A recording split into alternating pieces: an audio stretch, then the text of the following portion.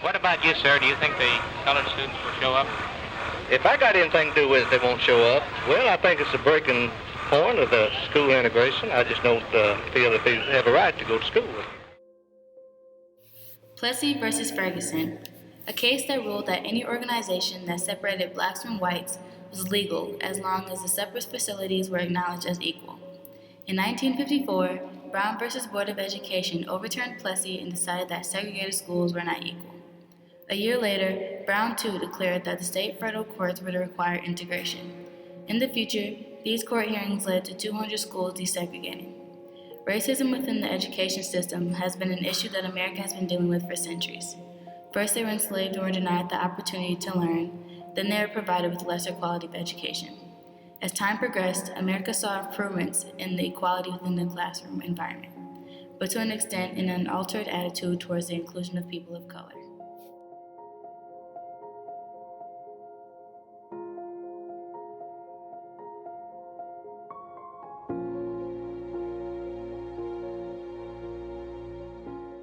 My name is Roderick Jones, aka Roger. I attended Milwaukee Custer High School, and I graduated from Custer in 1966.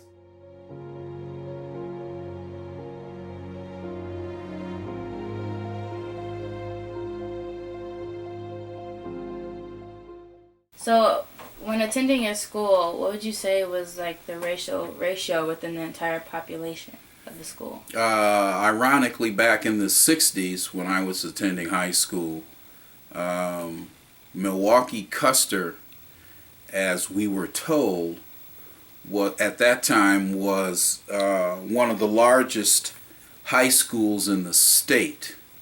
If I remember my numbers, I think at that time Custer had 3,500 students, which was big for a high school, allegedly. And of that 3,500, we had probably around 100 black folk. So it's not the Custer that it is today. We were truly a minority back then.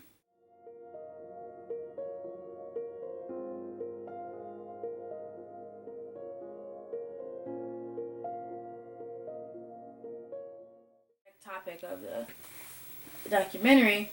So, if you did experience any racism, was it within the classroom environment? Had you experienced with any media or teachers, or did you even notice any within the system? Absolutely. A lot of it you didn't realize at the time. Plus, again, remember, I graduated from high school mid-60s, 66 to be exact. So we were just, the Black Power movement was just getting its feet and getting its traction. And I say that to mean that up until that point, up until 1960, 61, 62, etc., you were always experiencing something. As far as education, the most racist event that I can remember in high school was in my English class. And I had an English teacher who was very, very arrogant. Our president reminds me of him. One of those folks who he thought he looked good, thought that everything he said was just on point, and he felt like he can do and say whatever he wanted. And I remember one day the reading material was Huckleberry Finn. And to start off the class, he got everybody's attention and said, I want to read one of my favorite passages from, I believe it was Huckleberry Finn. And basically the passage addressed the fact that a train has come back to the station and there was some kind of incident with that train. And as the train pulls up into the station, somebody asked the conductor or one of the porters or whatever, What happened? We had an incident. Well, did anybody get hurt? And the response from the white porter or conductor was, to the question of did anybody get hurt, the answer, as it reads in the book, I believe, was, no, nobody got hurt, just killed a nigger.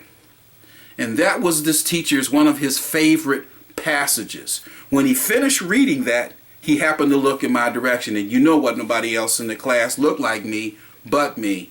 I didn't do anything. I didn't say anything. I just looked back at him, and I got up and I walked out of the class. He never apologized. He never explained himself. When I went and told folk, it just, nothing ever happened with it. But that's the environment that Milwaukee Custer, had for me.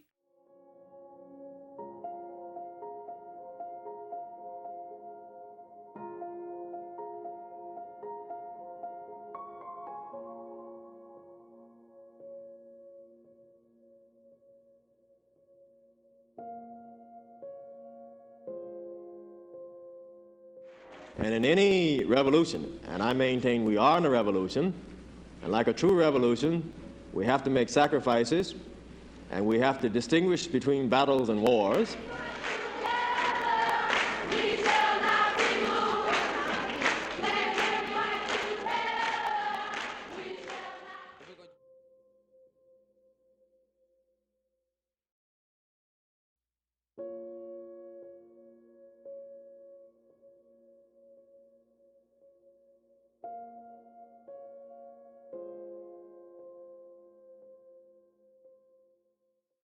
The greatest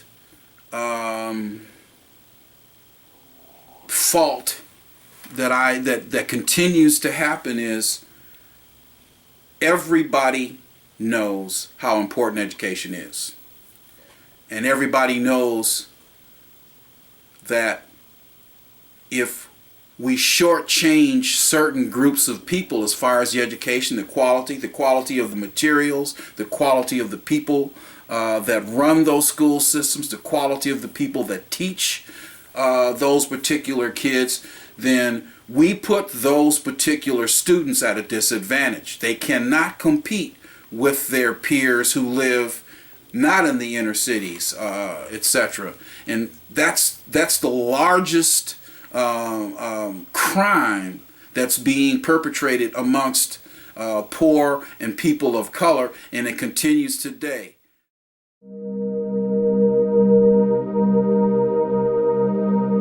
That's my story.